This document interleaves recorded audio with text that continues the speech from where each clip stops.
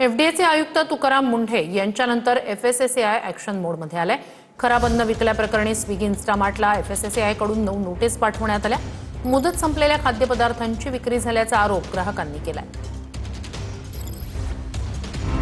Quick commerce या क्षेत्रात 10 मिनिटात घरपोच डिलिव्हरी करणाऱ्या स्विगी इन्स्टामार्टला एफएसएसएआयनं म्हणजेच भारतीय अन्न सुरक्षा आणि मानके प्राधिकरणानं चांगलाच दणका दिला।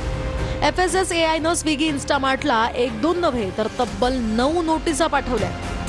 तुकाराम मुंढेंच्या मार्गदर्शनाखाली अन्न आणि औषध प्रशासनाची राज्यात धडक कारवाई सुरू असतानाच आता एफएसएसएआयनं जोरदार कारवाई सुरू केली आहे। ग्राहकांना मुदत संपलेलं, खराब झालेलं, सडलेलं आणि दूषित अन्नपदार्थ पुरवल्याचा गंभीर ठपका स्विगी इन्स्टामार्ट या कंपनीवर ठेवण्यात आला।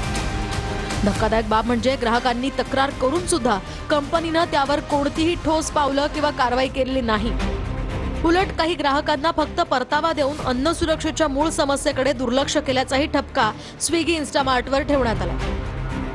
मुदत संपलेली आणि दुर्गंधी येत असलेली अंडी, वे प्रोटीन, मॉइस मद्रास मिक्सचरची विक्री केली जात असल्याची तक्रार एफएसएसएआयला मिळाली होती।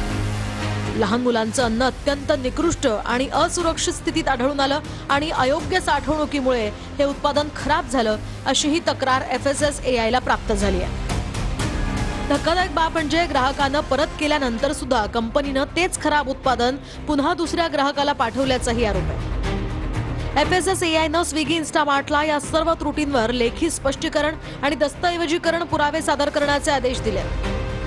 तसंच अशा घटना पुन्हा घडू नयेत म्हणून कंपनीनं काय उपाययोजना केल्यात याचाही अनुपालन अहवाल मागवलाय।